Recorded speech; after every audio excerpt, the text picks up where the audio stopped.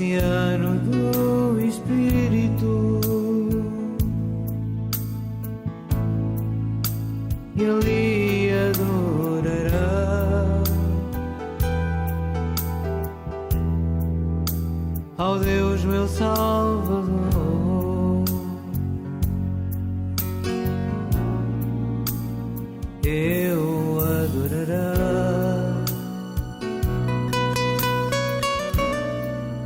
o oceano do Espírito, ele adorará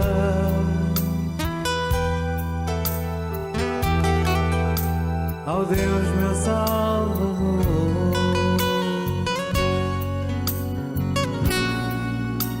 Espírito, Espírito, que desces como fogo, vem como em Pentecostes,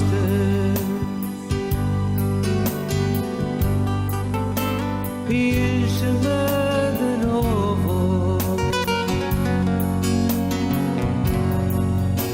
Espírito, Espírito,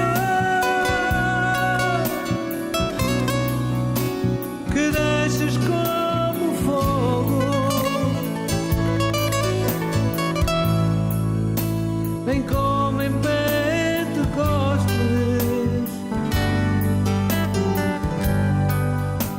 e enche-me de novo. Eu adorará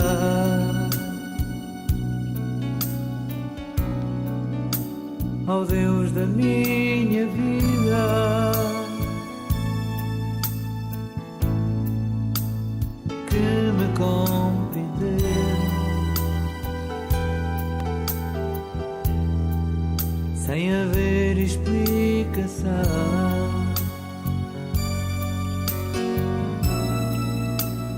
Eu adorará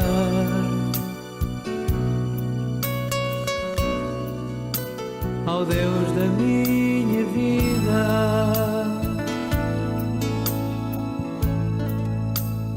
que me compreendeu e tão bem amou, sem haver explicação.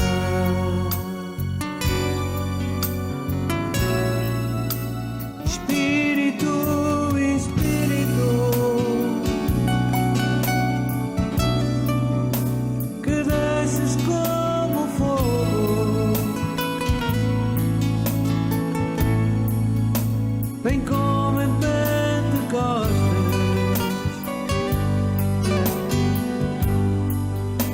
e enche-me de novo. Espírito, Espírito, que desces como fogo, vem como em Pentecostes,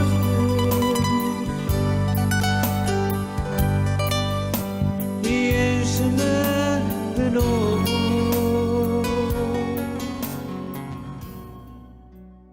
Muito bom dia, caríssimos irmãos e irmãs. Aqui estamos nós mais uma vez reunidos neste domingo do início do mês de julho, e celebramos a liturgia do 13º domingo do tempo comum. Na continuidade da liturgia dos domingos anteriores, novamente nós voltamos ao tema da confiança em Deus. Mas esta confiança agora reforçada também pelo tema da generosidade. Então, a primeira leitura apresenta-nos o profeta Eliseu que caminha pelos caminhos de Israel e que leva a sua mensagem. A determinado momento, ele passa numa cidade onde vivia um casal. E a mulher daquele casal, através do seu olhar de positividade, ela acolhe a chegada do profeta. E ela dispõe-se, conjuntamente com o seu marido, obviamente, a ser generosa para com aquele profeta e põe tudo o que tem ao serviço daquele homem que ela reconhece ser um homem de Deus, ser um homem que traz a mensagem de salvação, ser um homem que traz esta mensagem que nos leva à fidelidade no Deus único, o Deus de Israel, o Deus Criador, aquele que é o Senhor das nossas vidas.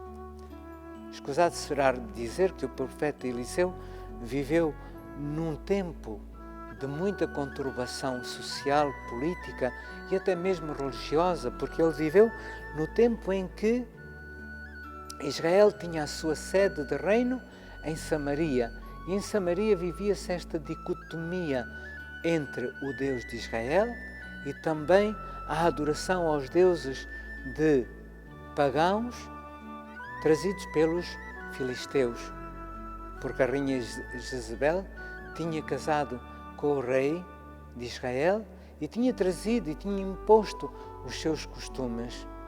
O profeta Eliseu é o fiel seguidor do profeta Elias, que foi aquele que mais atuou e que profetizou contra o rei Acaz e a rainha Jezabel.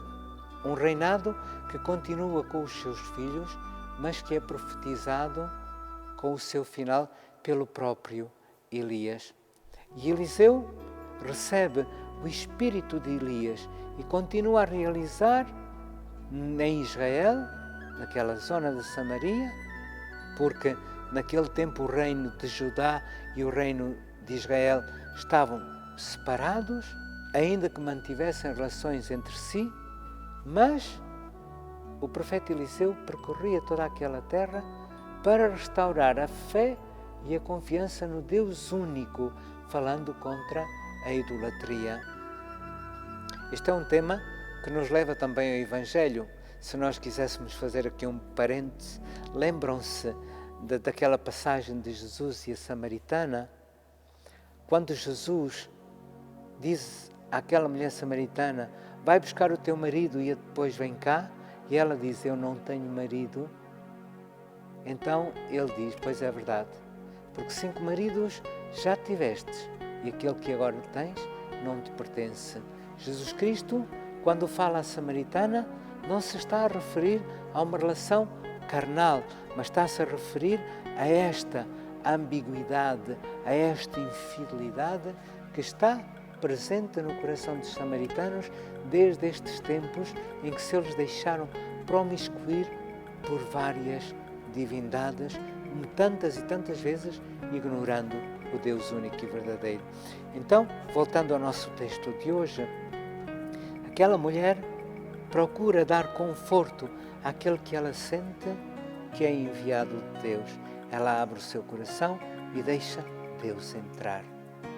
E quando Deus entra, realiza-se um milagre na vida daquela mulher. A sua generosidade deu fruto. Um fruto que até ali parece que era improvável e estava adormecido. E aquela mulher vai ter um filho. Vai ter um filho, segundo o profeta, no ano próximo à conversa que estavam a ter os dois. Então, aquela mulher vai ter um filho, não no seu tempo, mas no tempo em que Deus determinou para que ela concebesse e desse à luz. Ou seja, a generosidade daquela mulher deu fruto. Também é um convite a nós, caríssimos irmãos, a que a nossa generosidade seja de tal maneira honesta, sincera, e que nós sejamos de tal maneira hóspedes dos nossos irmãos, assim como Deus é o divino hóspede das nossas almas, para que na nossa vida tudo dê fruto. A generosidade, caríssimos irmãos, dá fruto. A generosidade, caríssimos irmãos, faz com que de nós brote sinais de amor de Deus. São Paulo hoje recorda-nos que estes sinais de amor de Deus vêm-nos através da graça que nós recebemos no batismo, porque através do batismo Deus fez-nos seus filhos. Se nós estávamos até ali mortos, nós voltamos à vida em Jesus Cristo pelo batismo. O batismo é o momento em que nós recebemos a vida de Deus em nós pela força do Espírito Santo e em que nós somos incorporados na família de Deus. Compromete-nos a uma vida em Cristo. O batismo é um convite a que nós vivamos como Cristo, que nós sejamos testemunhas de Cristo que vive em nós, com as nossas próprias características, com as nossas próprias virtudes, não querendo, com certeza, ser o próprio Jesus Cristo, mas querendo assemelhar-nos a Ele cada vez mais. É um convite a que morra em nós este homem velho que estava sepultado no pecado de Adão e que agora é renovado pelas águas do batismo em Jesus Cristo, que veio para nos dar a vida e que veio para nos dar a vida em abundância. O Evangelho que hoje nos é apresentado quase que parece antagónico, quase que parece desconcertante, porque nos fala de coisas que para nós tantas vezes são preciosas, pai, mãe, filhos e tanta coisa em que nós colocamos a nossa segurança. Então o Senhor faz-nos um convite, sobretudo a levar a cruz de cada dia com alegria, que é uma coisa muito difícil, não é? Levar a cruz, os sofrimentos, levar tudo aquilo que nos preocupa, tudo aquilo que nos atormenta com alegria. Mas é uma alegria que não é a alegria deste mundo, não é uma alegria de gritos, não é uma alegria de saltos, mas uma alegria de saber que nós estamos na presença de Deus e que colocamos Deus em primeiro lugar. Quando o Senhor se refere a quem amar mais o pai e a mãe, o filho e a filha, não é digno de mim, não está a dizer que nós não devemos amar o pai, a mãe, o filho e a filha. Isso seria contraditório. Mas Ele está a dizer que não é aí que deve assentar a nossa primeira preocupação. Deus deve vir sempre em primeiro lugar na nossa vida. Não é por causa destas coisas que nós temos que temos Deus, mas é por causa de Deus ser o primeiro na nossa vida que nos é concedido ter estas coisas com gratuidade. Esta palavra nos chama a colocar Deus no seu devido lugar. Esta palavra nos convida a reconhecer que Deus é o autor e criador de toda a nossa existência. Porque se nós existimos, foi porque o Senhor nos disse sim. Nos disse sim para que nós lhe possamos dizer sim a Ele.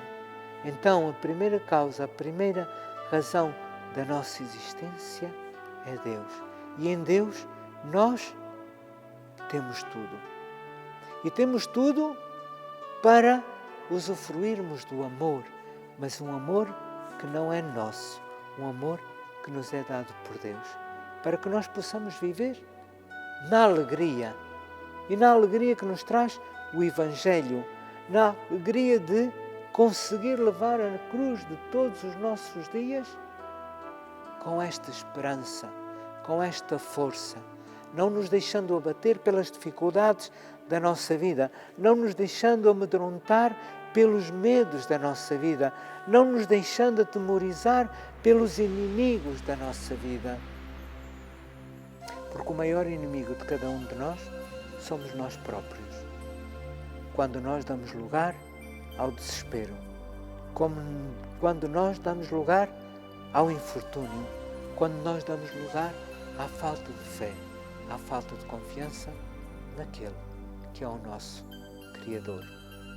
O convite que o Senhor nos faz hoje, caríssimos irmãos, é um convite a colocar o nosso coração disponível para que Ele se torne o sacrário do seu repouso, para que a nossa confiança seja absoluta no seu amor imenso.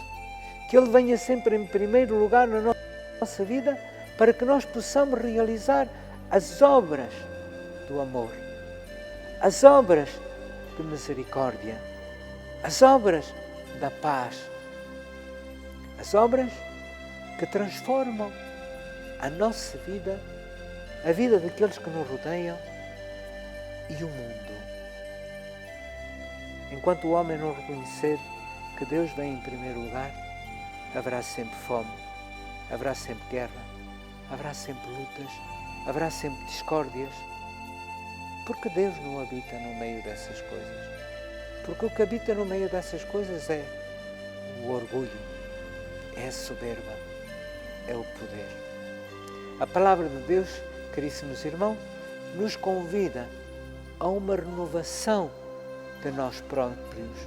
Essa mesma renovação que nós recebemos na água do batismo, pela infusão e pela força do Espírito Santo, para que nós realizemos as obras de Jesus neste mundo, para que nós sejamos seguidores autênticos de Jesus e possamos ser também o rosto de Jesus no mundo que nos rodeia. Não é necessário irmos de terra em terra.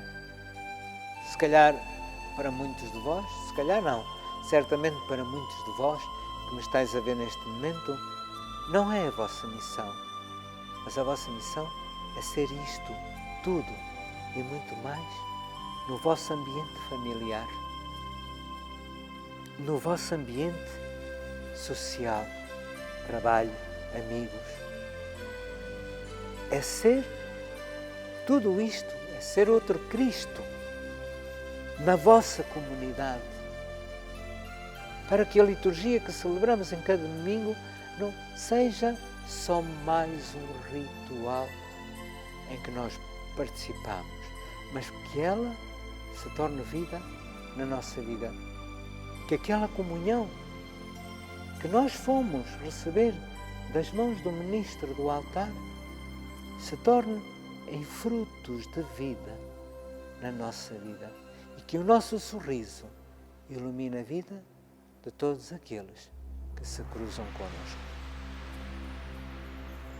Mais uma vez, quero agradecer a todos vós as mensagens de carinho, de apoio, de estímulo que me chegam em cada dia e que me dizem que continuo porque está no bom caminho. Muito obrigado.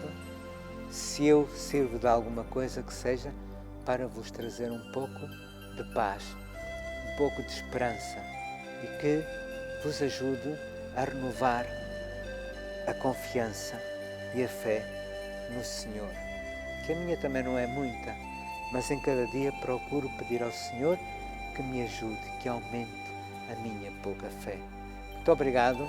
Convido-vos mais uma vez a subscrever o meu canal do YouTube para que esta mensagem possa chegar a vós e a muitos mais, porque subscrevendo o meu canal no YouTube também podereis partilhar com outros amigos que ainda não têm esta oportunidade de ver o programa na SPT.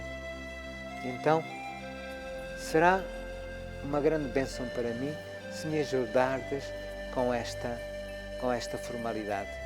Quero recordar-vos ainda também que continuam abertas as inscrições para a viagem a Israel comemorativa dos 50 anos da Paróquia de Nossa Senhora de Fátima de Elizabeth, que terá o apoio e acompanhamento do Padre Nuno e do Padre Écio e que tem toda a logística da Francine's Travel.